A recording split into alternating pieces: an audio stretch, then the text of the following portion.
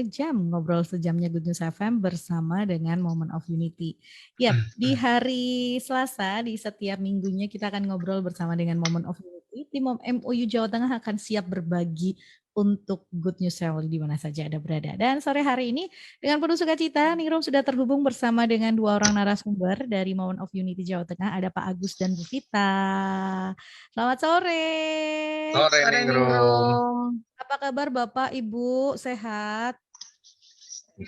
Ya kalau ngomong sehat sih banyak yang nggak sehat dari yang keluarga kami ya. Oh, ada yang positif. Si Om itu. Ya. Tapi tetap ya, apapun keadaannya gitu ya Pak ya. Ya, kena gejala si Om. Tapi banyak sih ya memang sehari ini yang sedang mengalami seperti itu. Jadi kalau yang hari ini kita masih bisa beraktivitas, masih sehat, masih dijaga kesehatannya sama Tuhan itu menjadi satu anugerah luar biasa ya Pak Agus dan Bu Vita. Amin.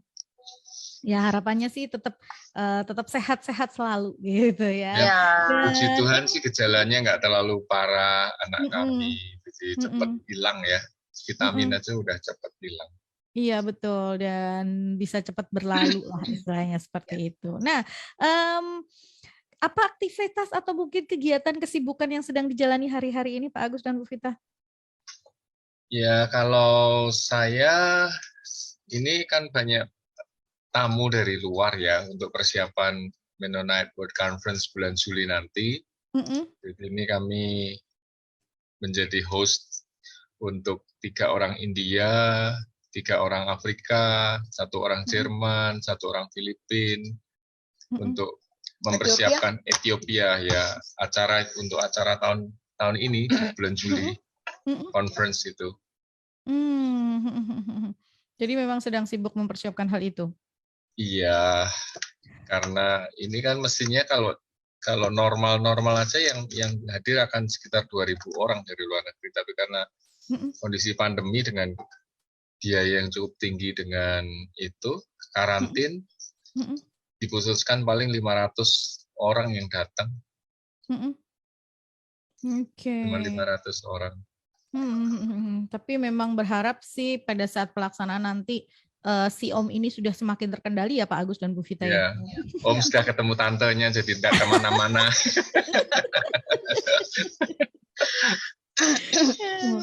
Iya, dan di hari ini kita punya satu tema yang keren nih gitu ya, dan mungkin buat Anda Gus Shauli nanti Anda bisa bergabung bersama dengan kita. Silakan Anda bisa kirimkan WhatsApp atau telepon langsung boleh, kita berinteraksi hari ini di 081225225949. Anda bisa telepon juga di 8455949. Bisa saksikan kami melalui Facebook atau YouTube-nya Good News FM. Ya, jadi di situ kita bisa share juga, boleh komen di situ ya. Dan tema hari ini conflict isn't words that spoken. Aduh, konflik ini menarik ya, Nung ya. Ya. Sepertinya gini, konflik dalam diam itu kalau saya menangkap arti tersiratnya gitu ya Pak ya, konflik dalam diam itu justru lebih membahayakan kayaknya. Betul. Betul itu. Apakah betul seperti itu gitu? Iya kan ini? Kalau saya boleh citate dari bukunya Les and Leslie Parrott ya, Save Your Marriage Before It Start. Itu ngomong gini, ada konflik itu ada levelnya nih, Rob. Ada 5 level konflik. Yang pertama, subjeknya itu diri sendiri. Seperti gini, katakanlah subjeknya. Jadi diri sendiri itu maksudnya gini, aku capek seharian beres-beres rumah, gitu kan. Istrinya ngomong begitu. Harapannya suaminya akan merespon dengan baik. Ya kalau capek sini, respon sesuai dengan yang diharapkan. Kan biasanya yang konflik terjadi kan ekspektasi tidak sesuai realita. Betul. Gitu kan? Ya kan? Responnya itu harapannya gini, sini aku pijitin gitu kan. Capek ya, sini aku pijitin. Maunya kan gitu. Maunya gitu. Itu level yang pertama itu. Level pertama. Tapi jawabannya apa dulu? ya capek ya nggak usah ya istirahat toh, gitu Nggak kan. usah bersih-bersih Nggak usah dulu. bersih-bersih dulu. Kalau emang capek ya istirahat dulu gitu kan. Dapat jawaban gitu mestinya udah nggak senang Rada ya. jengkel. Udah Terus nggak senang. berikutnya lagi level yang kedua, diri sendiri plus orang lain. Agak nyindir-nyindir gitu, Neng Rum. Oke. Ya, contohnya gini, aku capek ini, kamu sih nggak bantu, gitu kan. Sudah mulai kamu sih nggak bantu, gitu kan. Coba kalau kamu bantu kan aku nggak secapek ini. Gitu kan. Apa kamu Mulai pikir aku nyentil. juga, ya, apa kamu pikir aku juga nggak capek dari kantor seharian, gitu kan? Jawabannya masih seperti itu, Neng Rum. Tapi itu udah mulai menjengkelkan. Itu Lebih. udah mulai friksinya udah mulai tinggi kan. Ibaratnya Kontak. tuh letupan apinya udah mulai kelihatan. Ya, kamu pikir aku juga nggak capek seharian kerja di kantor gitu kan. Itu level yang kedua. Level yang ketiga, itu lebih ke nggak diri sendiri lagi, langsung nyerang pasangan gitu kan. Kamu nggak punya inisiatif. Kamu tuh loh suami tapi nggak punya inisiatif, ngerti istri capek juga nggak bantu, nggak bantu ngurusin rumah gitu kan. Nah, itu sudah levelnya udah cukup tinggi, masih konflik, masih ribut gitu kan. Itu levelnya sudah tinggi. Yang keempat, mulai membandingkan dengan tetangga. Tetangga atau temennya. Atau temennya, itu loh, si A itu loh, kalau pulang kerja masih mau bantuin istrinya, nggak kayak kamu gitu kan. Udah mulai jatuh pointingnya seperti itu. Nah, level yang kelima, itu masih oke lah, kita masih mengungkapkan rasa suka dan nggak sukanya. Tapi level yang kelima, itu udah males mau ngomong, Ning Rum. Oke. Udah males, percuma jadi ngomong sama suami. Diem aja, mau bantu mau enggak terserah kamu, pokoknya bagianku aku lakukan, tapi jangan harap aku akan berbaikan dalam tanda petik ya. Melakukan dengan jengkel kan, kalau melakukan dengan jengkel, suami datang cuman nggak bantu-bantu tapi malah santai-santai, pakaian kotor duduk di kursi, bahkan di ranjang. Apalagi dalam masa-masa pandemi ya. Seperti ini gitu kan. Nah, itu yang sering terjadi di antara keluarga-keluarga, tapi mereka nggak tahu harus bagaimana gitu kan. Bagaimana merespon atau berespon dengan kondisi-kondisi yang seperti ini. Apalagi saat ini stresinya tinggi ya, di kerjaan tinggi stresinya, di rumah tangga juga istri juga stres, anak-anak juga sekolah online juga punya stres yang tersendiri gitu ya. Betul. Ini kalau ngelihat tadi ya dari yang dicontohkan Pak Agus sama Bu Vita, sebetulnya sederhana banget gitu ya kalau mau diteliti. Cuman pengen ngomong, aku capek pijitin dong gitu ya. Tapi, masalahnya seperti judul buku saya, Vita suamimu bukan malaikat. Kalau kamu nggak ngomong detail, itu suami nggak tahu. Tapi quotes yang terakhir saya tulis gini dong. Ya. Quotes yang saya tulis terakhir tuh ngomong gini. Jadi para suami itu bukan malaikat atau ahli nujum yang ngerti keinginan istri tanpa dia bicara gitu loh.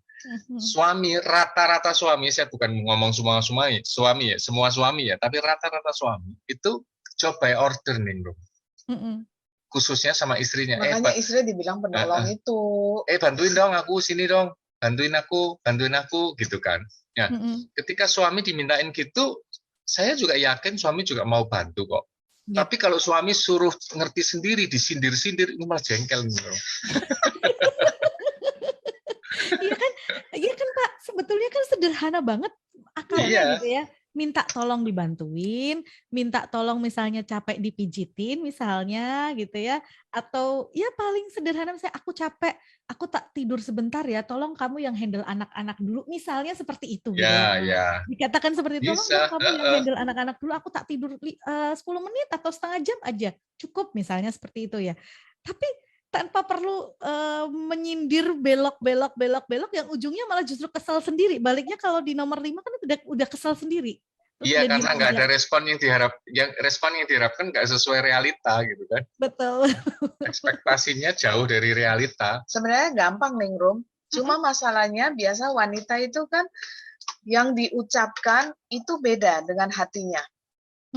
Kebanyakannya kan seperti begitu. Yang diucapkan beda dengan keinginannya toh.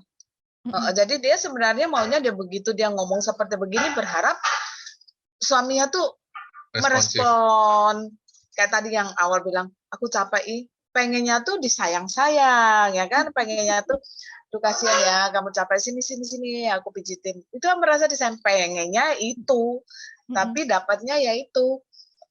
Aku juga capek. Aku juga capek. Makanya sebenarnya kalau kita belajar berkomunikasi itu kalau ngomongnya clear dan pasangan itu ngerti, no problem buat kita. Hidup ringan, hidup menyenangkan. Ya, tema judul kita sore ini kan conflict isn't a words that spoken. Maksudnya konflik itu bukan kata-kata yang terucap, Ningrum. Saya kasih sharing kami tentang kenapa judulnya saya pakai ini, karena pernah kami suatu hari mau pelayanan ke Solo. Kami planning nanti sampai Solo jam 4, kita bisa kuliner dulu sebelum jam 6 pelayanan gitu kan. Planning saya seperti itu. Itu hari Minggu itu. Pembantu juga nggak masuk semua.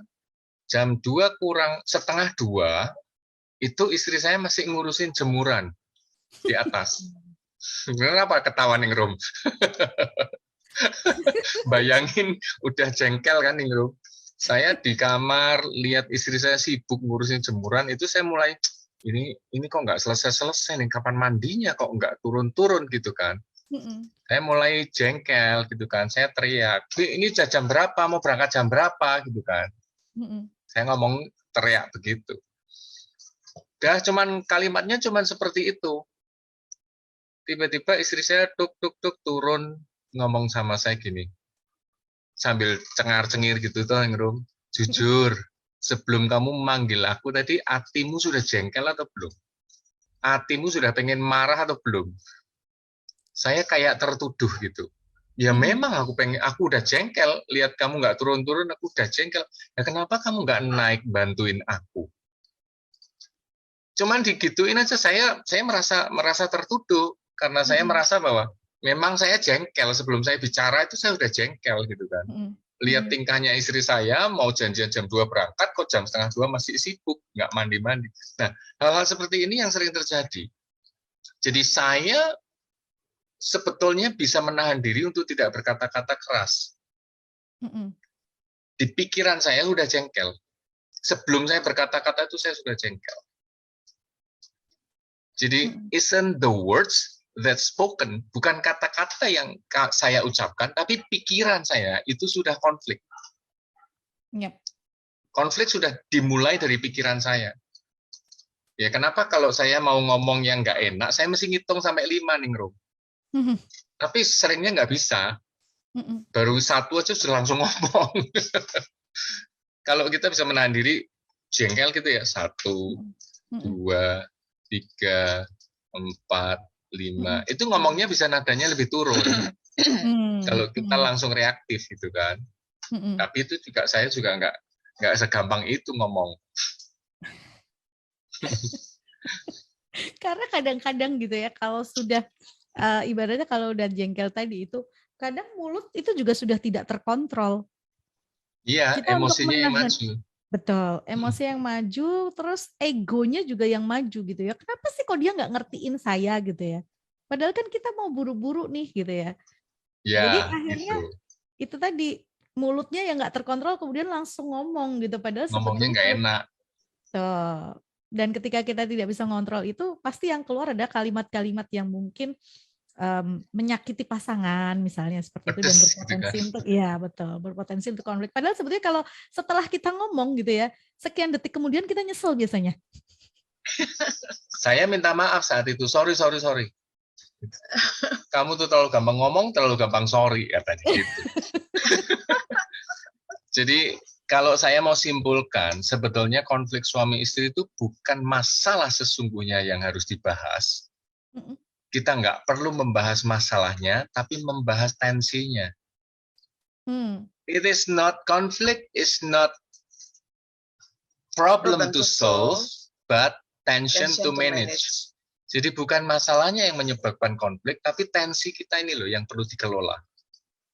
Emosi kita yang perlu dikelola supaya ngomong kita tertata, supaya reaksi kita juga tertata, sehingga konflik itu bisa dihindari. Oke. Artinya begini Pak, kalau dari apa yang disampaikan oleh Pak Agus barusan gitu ya, konflik boleh saja ada, tetapi ketika kita menghadapi tanpa emosi atau dalam artian kita bisa mengendalikan emosi itu, meruncingnya konflik itu bisa diredam. Iya, kami berdua kalau konflik ya Ningrum ya ini bisa buat teman-teman yang mendengarkan. Jadi kami harus membahas konflik itu sampai kami ketemu kenapa kok kita konflik. Jadi kita tidak pernah membiarkan konflik yang terjadi itu kami lewatkan begitu saja.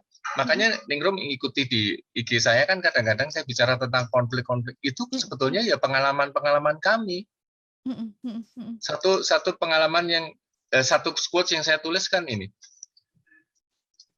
Konflik terjadi jauh sebelum kata terucap. Itu quotes yang saya tulis berkenaan dengan konflik yang terjadi tadi. Jujur, kamu sebelum ngomong udah jengkel atau belum? Ya, konflik terjadi sebelum kata terucap. Bahkan sebelum saya ngomong, saya udah jengkel dalam pikiran. Kok nggak mandi-mandi? Kok nggak selesai-selesai? Gitu kan? Jadi, is not a words that spoken. Bukan kata-kata yang terucap. Tapi pikiran kita, tensi kita yang tidak terkontrol.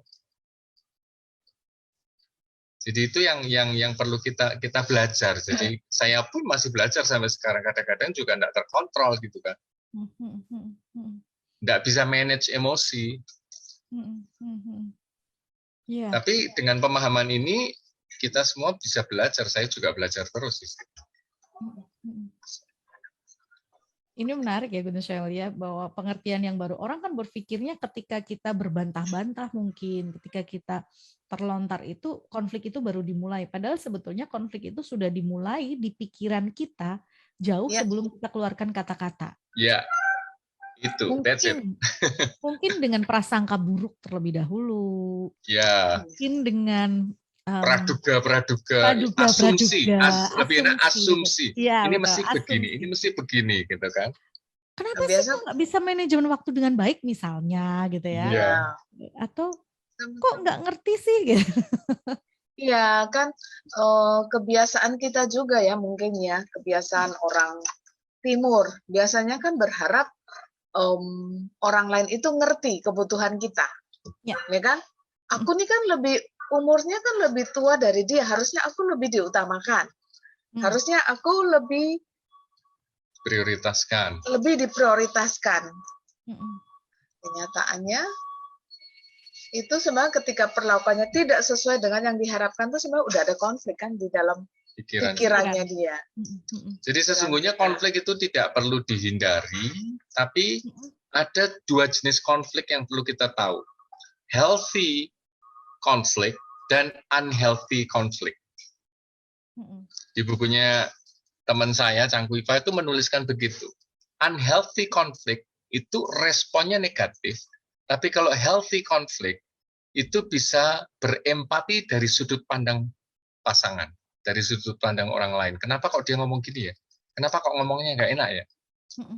Apa ada sesuatu di balik semua ini ya? Kok tiba-tiba dia ngomong seperti ini? Kok tiba-tiba pasanganku ngomongnya begini ya? Apa ada masalah di kantor ya?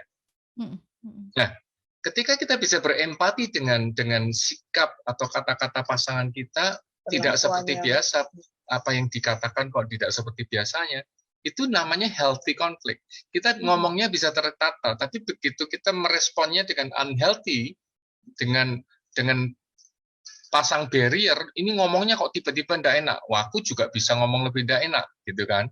Nah, kebanyakan yang terjadi seperti itu. Aku juga lagi capek di rumah ini ngurusin anak-anak, ngurusin rumah tangga. Tiba-tiba kalau kamu ditanya kok ngomongnya nggak enak, wah langsung balasannya juga nggak enak. Kamu ada masalah apa sih? Masa cuma diomongin kayak gitu aja kamu marah? Ya. Nah, kalau saya menghadapi sikap seperti begitu, saya tinggal pergi sebentar. Aktivitas sebentar, masak lah, beres-beres apalah. Nanti kalau sebentar lagi kan sudah baik. Biasanya kan begitu kan.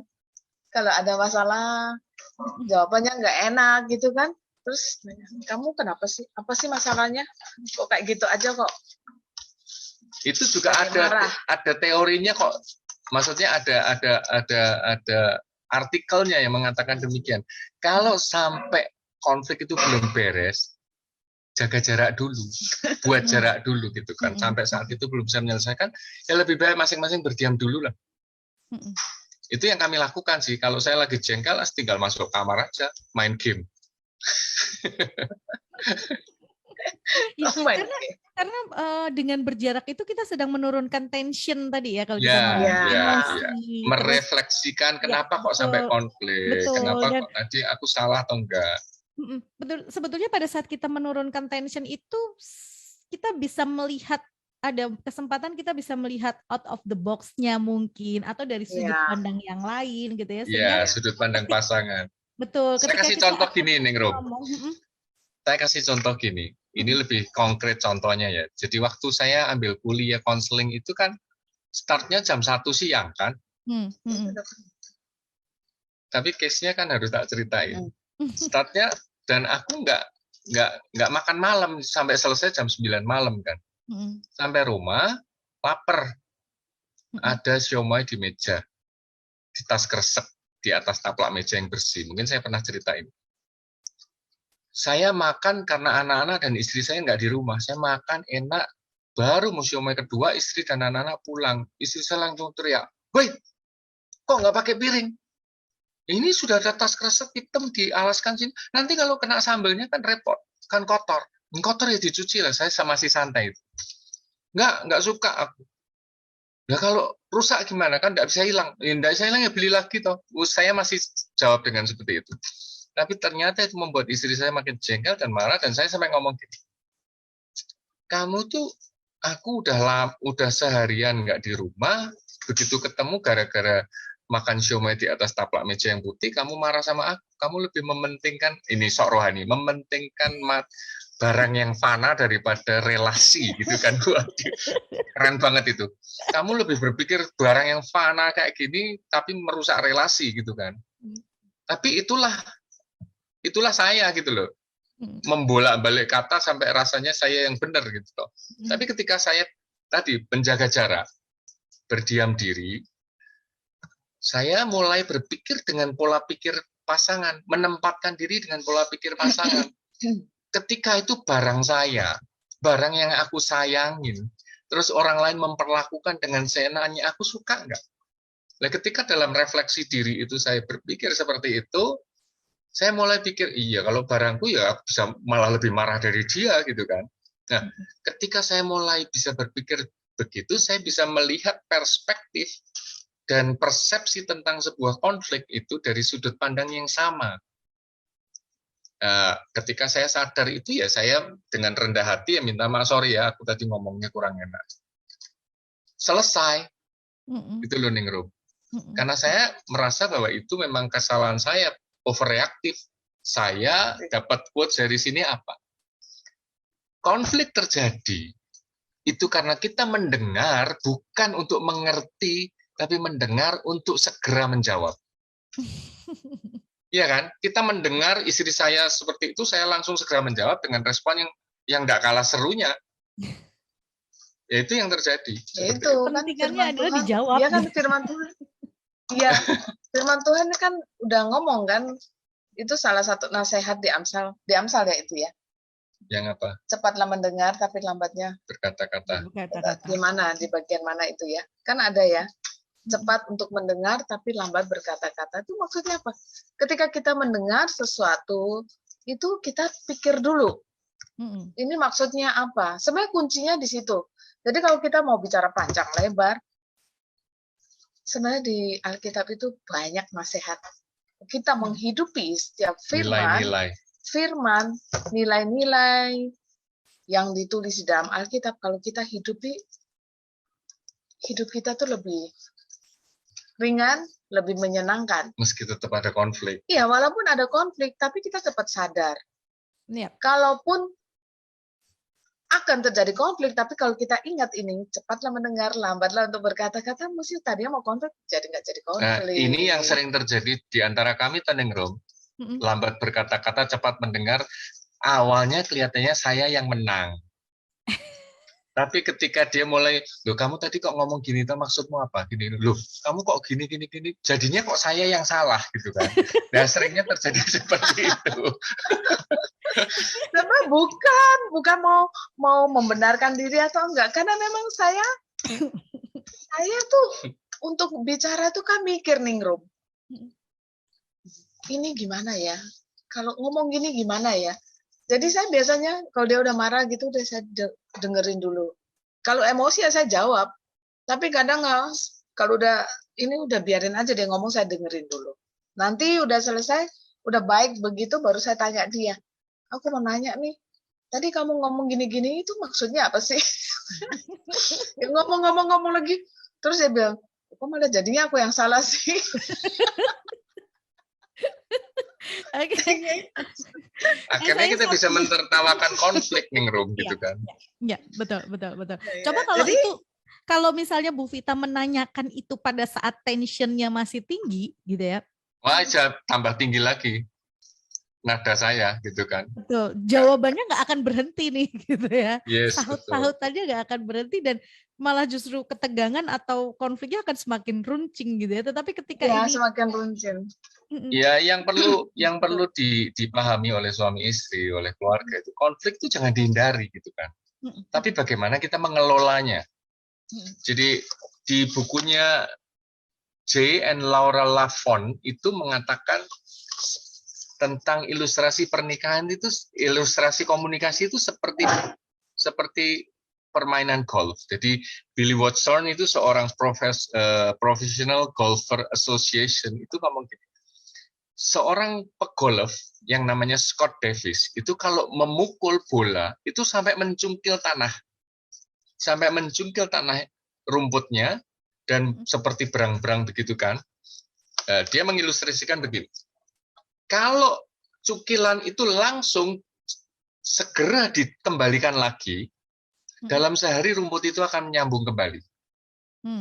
Tapi kalau lebih dari 1 jam, itu butuh 1 minggu untuk rumput itu bertumbuh kembali.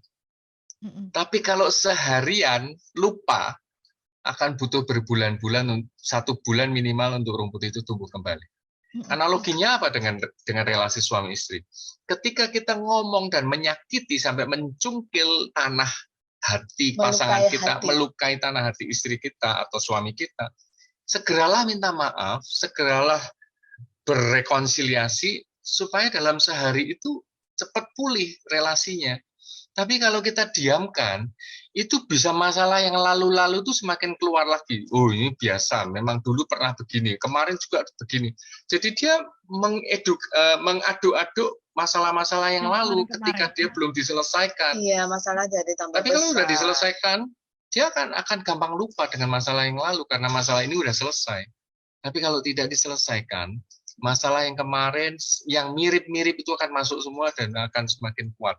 Dan itu akan lebih lama lagi untuk pulih. Itu Ningro maksudnya begitu.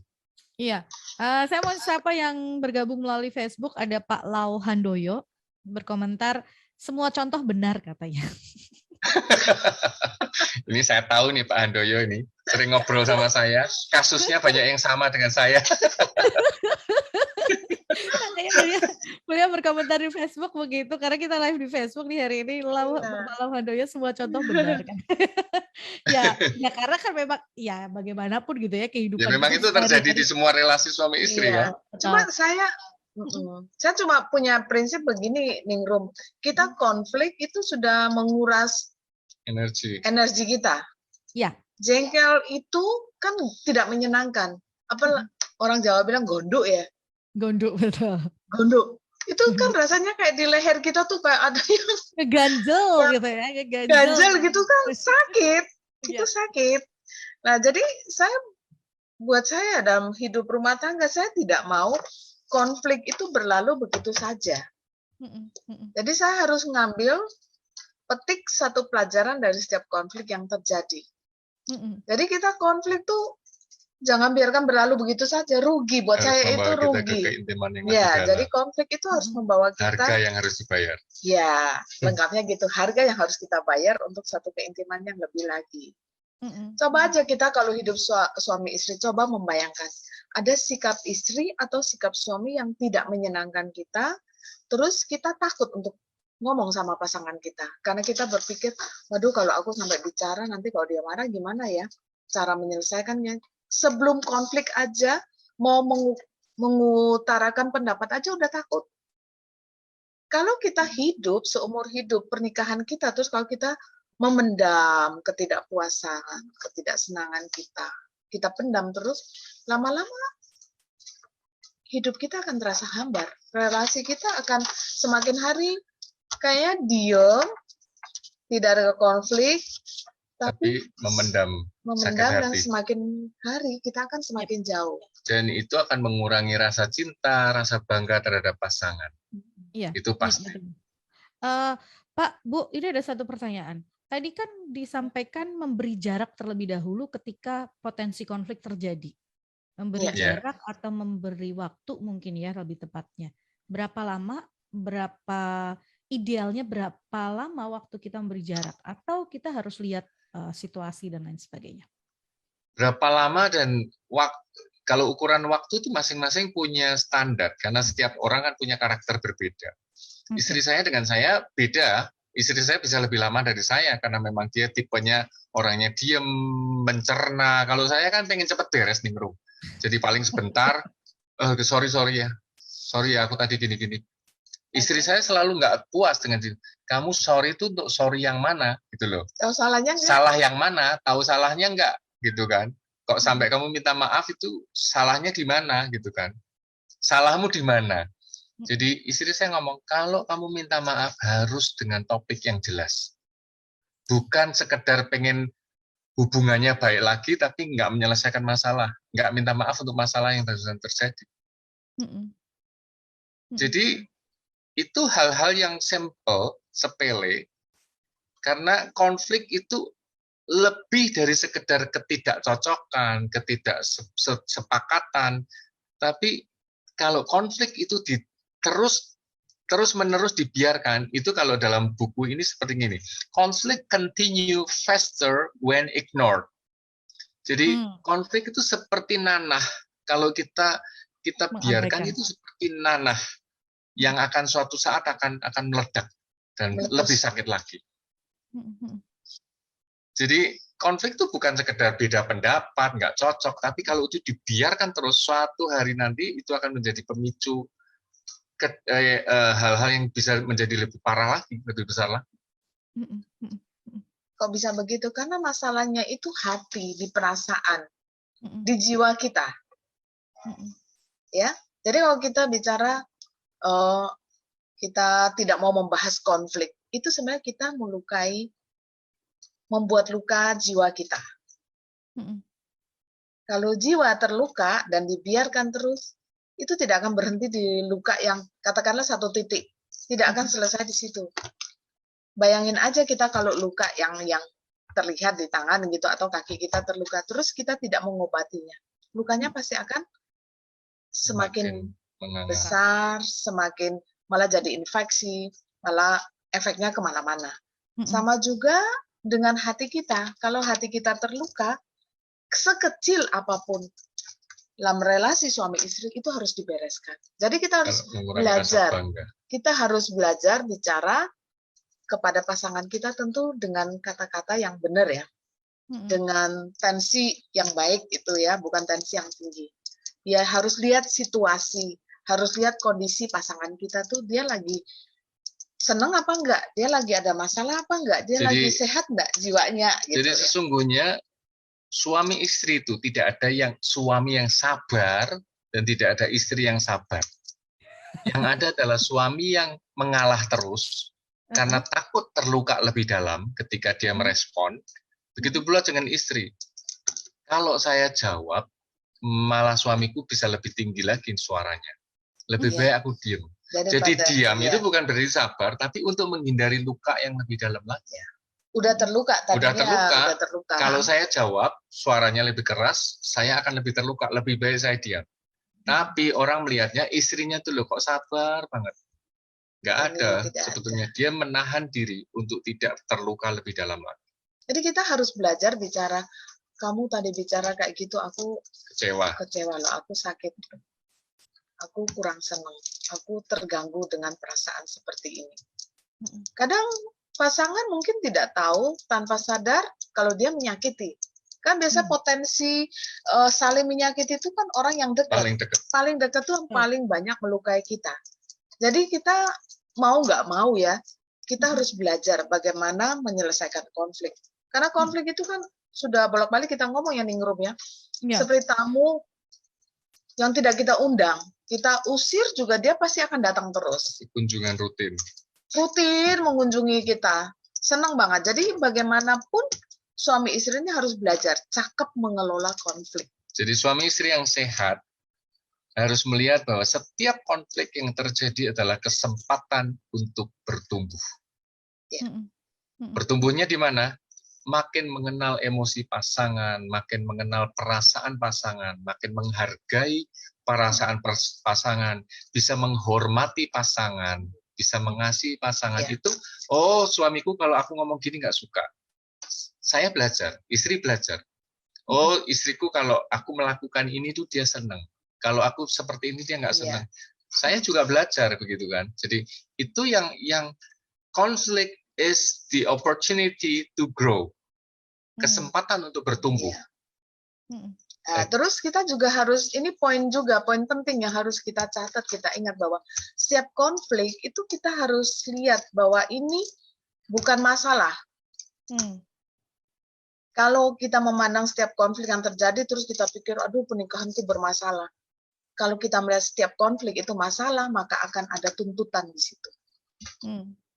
Tapi kalau kita lihat itu sebagai satu proses, oh kita konflik karena kita lagi proses untuk menjadi lebih baik. Maka yang kita dapatkan adalah progres. Ya, jadi sekali lagi ya, kalau kita melihat konflik, itu kita anggap sebagai suatu masalah, maka akan ada tuntutan-tuntutan di situ. Kamu harusnya begini, kamu gini, kamu. Itu akan semakin melukai. Tapi ketika konflik itu terjadi dan kita melihat bahwa ini adalah suatu proses, maka kita akan mendapatkan progres dan hasil. Ya. Saya tadi menggarisbawahi yang disampaikan Pak Agus gitu ya. Tidak ada pasangan atau suami istri, entah itu suami atau istri yang benar-benar sabar gitu ya. Yang ada sebetulnya dia sedang menahan untuk tidak terluka lebih dalam. Ini berkaitan dengan apa yang disampaikan Pak Agus sebelumnya bahwa semakin lama kalau ini terus terjadi akan mengurangi rasa cinta tadi ya, mengurangi rasa bangga, rasa hormat terhadap pasangan, sehingga nanti kalau ini terus terjadi terus-menerus, yang ada benteng yang cukup tinggi sebetulnya ketika at the end gitu baru sadar, kok ternyata saya bangun benteng misalnya, kemudian semakin apatis terhadap pasangan, semakin tidak punya rasa percaya kepada pasangan, karena sebetulnya itu terbentuk pelan-pelan gitu ya Pak. Iya, betul. Makanya pelan-pelan dan biasanya tidak dianggap sepele. Ini masalah kecil sih, ngapain sih kalau aku bahas nanti kok ribet banget sih, kok aku nanti akan menjadi orang yang sulit di mata pasanganku. Ya, ada yang berkonsep masalah kecil dihilangkan. Iya, gitu kan tidak bisa kita bilang kecil dihilangkan, tidak bisa, karena ini berkaitan dengan hati, berkaitan dengan perasaan kita. Jadi ketika kita tidak nyaman, kita harus ngomong dengan pasangan kita. Makanya saya sering ngomong sama Pak Agus, saya bilang, ketika orang lain menyakiti saya nggak urusan. Saya nggak peduli. Dan itu tidak akan berdampak apa-apa buat saya. Tapi kalau kamu, pasanganku, suamiku menyakiti aku, tak urus. Aku urus. Karena aku hidup sama dia, ketemu terus. Jadi harus diurus, kita harus clear. Ribut pun ribut gitu, Lino. Lebih baik ribut tapi semua clear. Tapi kita gitu. clear. Maksudnya ribut bukan berarti ngawur ya, tapi kita berbantah, berargumen. Kita mendiskusikan masalah kita, mendiskusikan hati dan perasaan kita. Nah, kalau sampai titik itu, kami milihnya keluar nih, Rum. Di resto, di mana. Jadi ngomongnya tetap terkontrol nih, Rum. Pelan-pelan ngomongnya. Ada pengendalian diri karena itu tips-tipsnya juga. Jadi kalau Bapak Ibu mau menyelesaikan konflik, ada yang ganjel. Ajak makan deh. Ajak keluar. Ngomong pelan-pelan. Kan nggak mungkin ribut di luaran. Asal nggak cepet, sudah bayar, pulang. Oke. Tapi sebetulnya mungkin bisa berikan tips gitu. Ada yang mengatakan bahwa dibutuhkan dalam ini, kalau saya boleh ngomong kasih titel yang lain, ini berkonflik dengan sehat gitu lah ya, kita ngomong gitu. Karena tadi kan Pak Agus juga menyampaikan healthy conflict tadi kan ya, bagaimana kita merespon dengan baik, kita merespon dengan apa sih pasangan ketika ada sesuatu hal itu dengan baik, sehingga clear tadi antara pasangan satu dengan yang lainnya. Nah,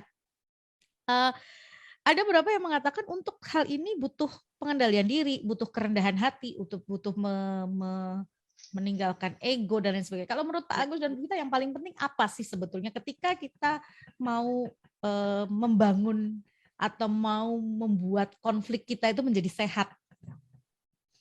Ya, kalau saya lihat di marital pyramid itu seperti ini. Kita berangkat ke pernikahan itu kan membawa personality, kepribadian masing-masing ya, Ningrum ya. Ya. Ketika kita tidak bisa mengalahkan ego kita masih menganggap diri kita benar, menganggap tidak mau terima pendapat pasangan, itu nggak akan naik ke level berikutnya, komunikasi. Kita nggak akan bisa berkomunikasi dengan baik karena masing-masing punya ego dan punya pendapat bahwa dirinya lebih baik dan lebih benar dari keluarga yang dibawa, dari budaya dari keluarga yang dibawa. Nah, ketika kita sampai di titik ini tidak bisa keluar, ya komunikasinya akan berbenturan terus, ada friksi terus.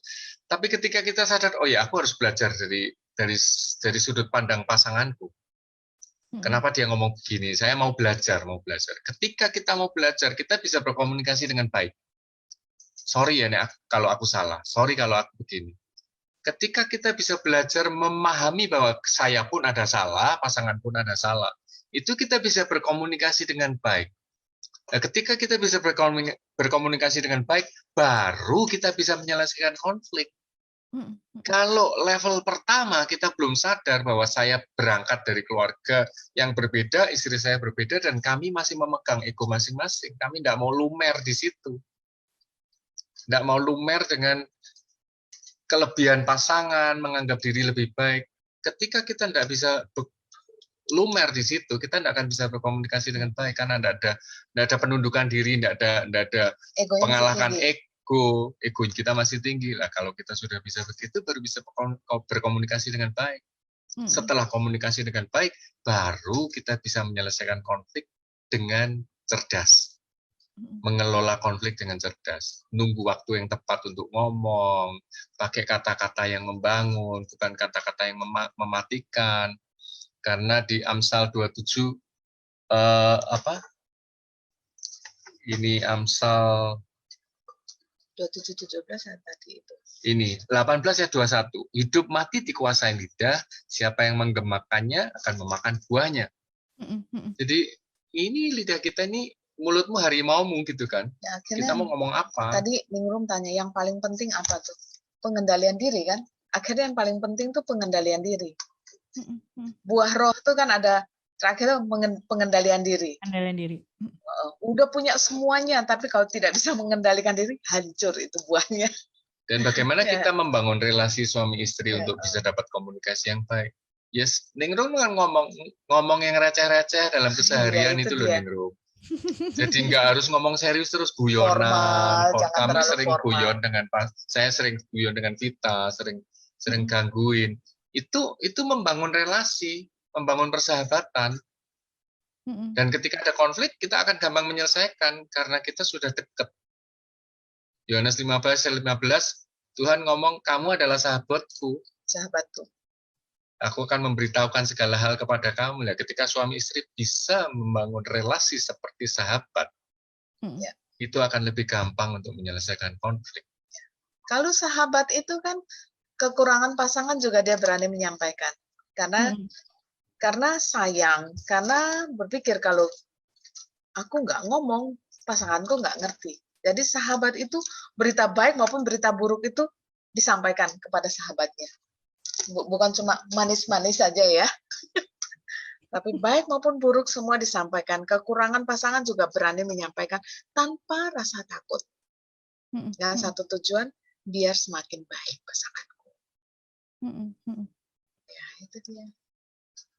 Iya, bukti sebetulnya tadi kalau kita di awal kan tadi Pak Agus dan Bu Vita sampaikan, kalau kita nggak mau berkonflik dengan alasan, aduh jangan-jangan nanti suami saya atau pasangan saya nggak enak hati misalnya, aduh masa kayak gini aja dibahas, sebetulnya itu malah justru kita sedang tidak memberikan kesempatan kepada pasangan untuk bertumbuh. Kalau kita ngomong tadi konflik itu adalah tempat untuk kita terus bertumbuh. Kalau kita membiarkan itu terjadi, kita sedang tidak mengizinkan pasangan kita atau diri kita sendiri untuk bertumbuh. Seperti itu ya, Bu?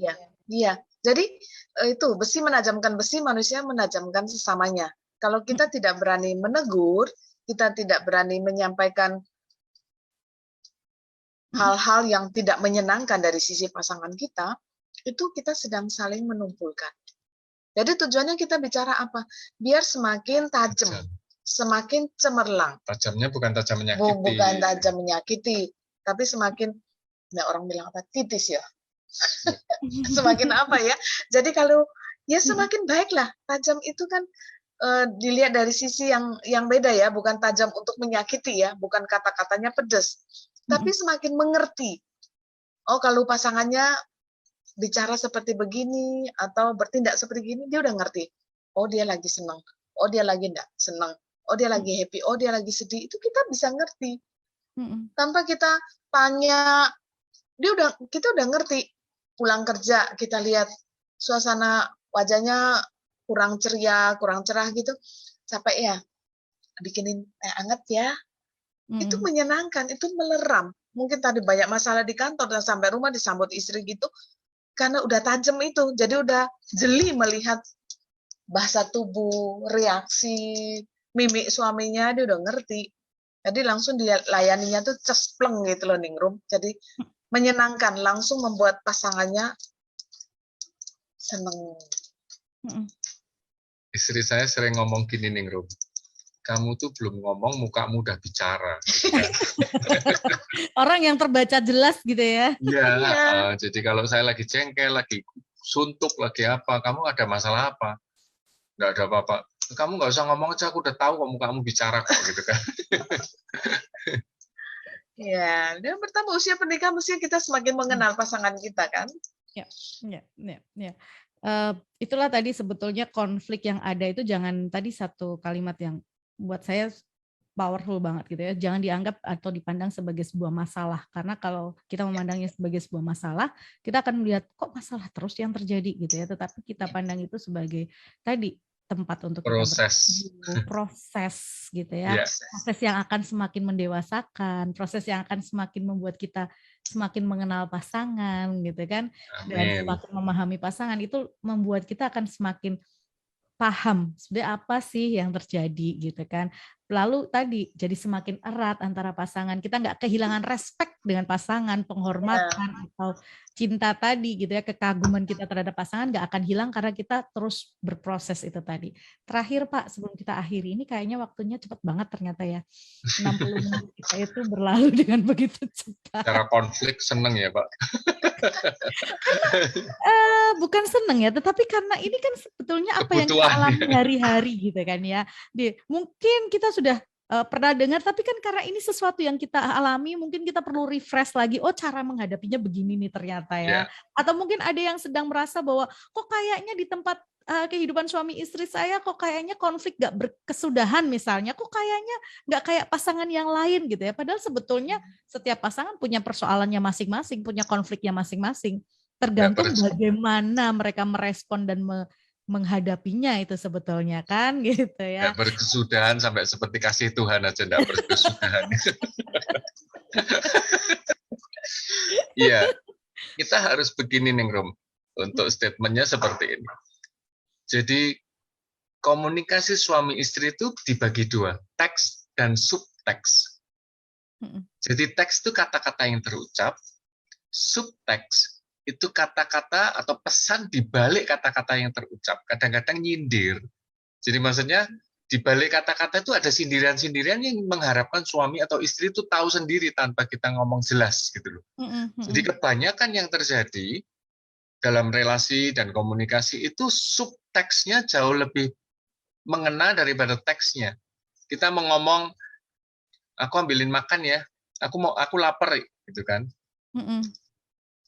Langsung aja minta, aku bisa mau ambilin makan nggak? Aku bisa siapin makan nggak? Daripada itu teksnya aku bisa diambilin makan nggak? Tapi kalau aku ini seharian sibuk terus sama perutku lapar, ya ini kan nggak menunjukkan kita minta makan. Perutmu lapar ya urusanmu kan, ya kan? Kenapa nggak makan dari tadi gitu kan? Kan bisa tinggal ambil piring gitu. Iya, tapi dia mau nyindir istrinya supaya menyiapkan makanan itu subteks. Jadi di balik pesan, di balik teks itu ada pesan tersembunyi yang mengharapkan orang lain melakukan untuk kita. Jadi kalau harapan saya kan, aku sehari ini capek loh, keliling-keliling sampai aku lupa makan siang, aku sekarang lapar. Harapannya istrinya, oh kamu lapar ya, tak siapin ya. Nah itu sana makan, ambil toh. Makanannya sudah siap kok. Nah itu bisa membuat suami jengkel juga gitu kan. Jadi teks dan subteks harus jelas. Jangan berbicara kepada pasangan pakai berandai-andai, pakai ilustrasi, pakai asumsi, pakai cerita. Tapi itu poin aja lah. Aku lapar, aku bisa disiapin makan nggak? Itu akan lebih enak gitu loh. Nggak disindir-sindir gitu kan. Atau istrinya lagi kerja gini tuh suaminya pulang, mestinya berharap suaminya bantu gitu. Maunya harusnya kan istri itu ngomong langsung aja. Bantuin aku gitu. Tolong bantuin ya, angkatin gini. Daripada diem tapi mukanya aja yang bicara. Nggak ngerti istri lagi sibuk ngerti, nggak bantuin. Lagi sibuk kayak gini kok duduk aja. Akan malah jadi tambah ribut. Jadi ngomonglah dengan teks yang jelas. Dari maksud dan tujuannya langsung. Ya, langsung cespleng gitu. Tapi memang itu lebih baik gitu ya. Iya, dia nggak usah membayangkan bahwa suamiku bakalan lebih paham gitu ya, atau suamiku bakal ngerti. Makanya sampai ada judul buku kami kan, Vita suamimu itu bukan malaikat. Itu yang ngomong bukan saya loh, Roh Kudus yang ngingetin dia. Vita suamimu bukan malaikat. Karena dulu saya kamu harus begitu. Ngomong. Dulu sukanya membiarkan supaya saya tahu sendiri, emangnya aku ahli nujum gitu kan, bisa ngerti apa yang di pikiranmu. Memang betul gitu ya. Jujur saya juga mengalami gitu ya. Jadi kadang-kadang kalau misalnya saya kelelahan gitu, saya seringkali ngomong sama suami saya, tolong dong kasih aku 30 menit aja, tolong handle anak-anak dulu, 30 menit aja, aku sebentar aja. Dan ketika 30 menit itu kita sepakati, ya udah, kita kembali lagi dan itu akan lebih enak, emosi lebih stabil mungkin gitu ya. Terus dia juga paham bahwa apa yang sebetulnya yang sedang saya butuhkan. Kadang-kadang kan kita ngomong, kamu sih kok nggak mau urus misalnya gitu ya, dengan bunga. Pakai ngomel-ngomel segala ya. Padahal sebetulnya tujuannya cuma satu, tolong dong saya dibantuin ini gitu ya. Tapi dengan tolong di-handle. Ya. Tolong dong ini handle ini dulu, saya istirahat sebentar aja, saya kayaknya capek banget nih, misalnya seperti itu. Jadi tadi di awal kan kita juga sudah simpulkan dari 5 tahapan konflik tadi gitu ya. Sebenarnya tujuannya tuh sederhana banget gitu maksud dan tujuannya. Tapi seringkali kita sendiri yang membuat itu menjadi rumit. Begitu terjadi sebuah konflik yang tadi tidak berkesudahan, bingung tensinya yang maju. Tensinya yang maju. Pengendalian dirinya sudah bubar, nggak tahu kemana. Udah kabur. Ya, tapi sekali lagi kita harus memandang bahwa konflik ini adalah sebuah proses, ladang untuk tempat kita bertumbuh, ladang untuk tempat kita menjadi dewasa, dan bahkan saling menajamkan pasangan kita, semakin mengenal pasangan kita, saling menajamkan gitu ya. Dan jangan pandang pasangan kita sebagai saingan atau musuh, tapi justru partner untuk maju bareng gitu ya. Iya, bersama-sama. Kalaupun kita menang dalam adu argumentasi, itu sebetulnya kita juga kalah karena kita dua menjadi satu. Kalau kita menang, pasangan kita kalah, kita juga kalah. Tidak ada kebanggaan kita ketika kita menang. Karena sebetulnya siapa yang sedang kita jatuhkan? Diri kita sendiri kan, ketika kita menjatuhkan pasangan. Tidak, apalagi kalau kita berargumentasi di depan umum misalnya. Aduh, kita sedang menjatuhkan diri kita sendiri sebetulnya. Jadi ya ini yang harus selalu diingat tadi. 2 menjadi 1 dimanapun tetap harus terjadi itu gitu ya. Pak Agus bersama. Betul, mencapai tujuannya juga harus bareng-bareng gitu kan. Pak Agus, Bu Ita, terima kasih ya, ini luar biasa sekali, jadi berkat sore hari ini, ketemu di Amin, lain Ningrum. kesempatan. Duh, lama banget saya rasanya nggak ketemu langsung sama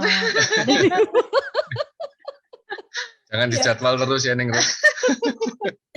Karena sekarang jadwalnya panjang, Pak. Kayaknya urutannya. Iya, muternya panjang. Iya.